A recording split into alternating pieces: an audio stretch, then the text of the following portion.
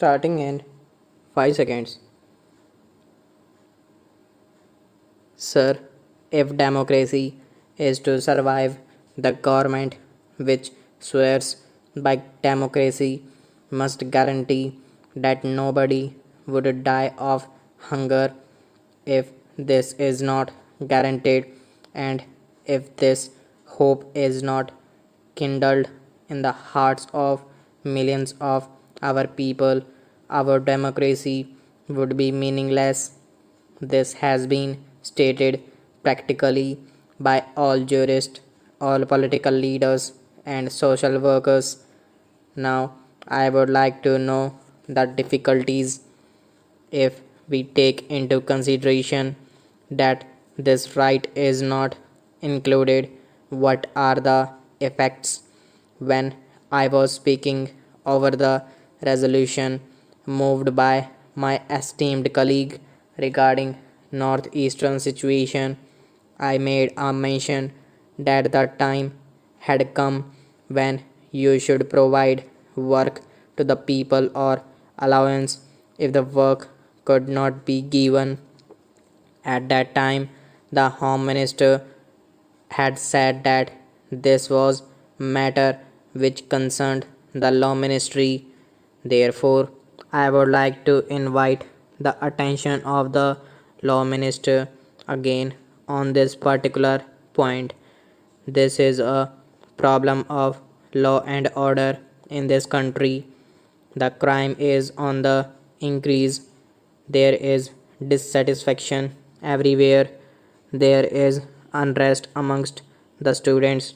Students feel that even if they take any number of degrees, they are not assured of a job. We all know that with 90% marks, they do not get admission even in medical and engineering colleges. Even after getting MBBS and BE degree, we are seeing what is happening in Delhi.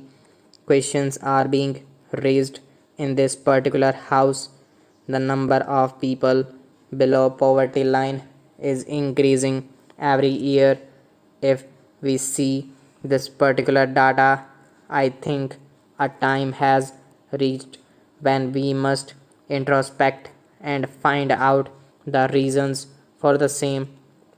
The question that arises then is how these people are to live. May I ask the Honorable Minister a question? Should they starve? If they declare that they are going to die, would you prosecute them for an attempt to commit suicide? Should they beg? In that case, you would prosecute them under the Prevention of Begging Act. Should they steal? If they do so, you would prosecute them under IPC. What should they do? How should they live? Therefore, it is in this background that we have to consider this matter very seriously, and we have to decide as to whether the time has come to think seriously about this particular matter. During all these years, enough lip sympathy has been tendered by all of us without any exception.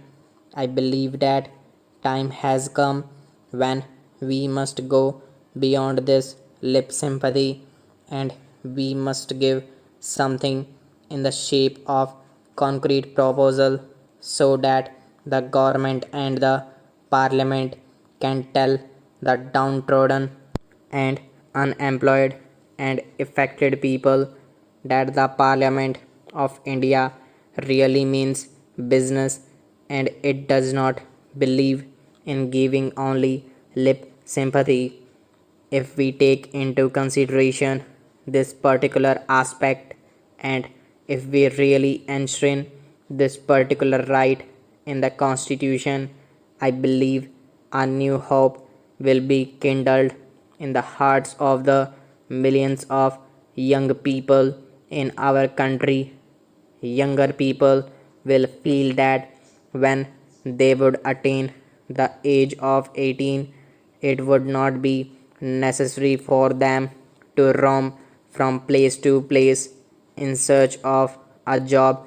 They would be assured of a job and they would be very happy. There would not be uncertainty in life. The unrest and strikes in the colleges and schools will stop. The problem of students' unrest cannot be solved if we guarantee them this particular right of work, for which I have made a humble attempt through this particular bill to be included under Article 19. We see in big cities they track in thousands and thousands of people from the villages in search of jobs. The position in my district is that every month money orders worth rupees 180 crores are received from Mumbai from the Ratnagiri citizens living in Mumbai. There are no youngsters in the villages, only old persons live in the villages looking after agriculture. This is happening because we could not provide any work to people in the villages. When these people go to the metropolitan cities for work, do they get it? I am reminded of an old adage to which a reference was made by our Honorable Finance Minister, a very interesting adage which is applicable here. On a dark night and a dark room, people go in search of a black cat when in fact there is none. This is the position with reference to jobs in the metropolitan cities. Under these circumstances, I believe that we have to take into consideration this problem very seriously. Unemployment is growing everywhere. If we take into account the data, it is very necessary, serious problem which will become worse if we do not take some serious steps in time now. With these words, I conclude my speech for the need for providing employment to all young people in the country. Stop.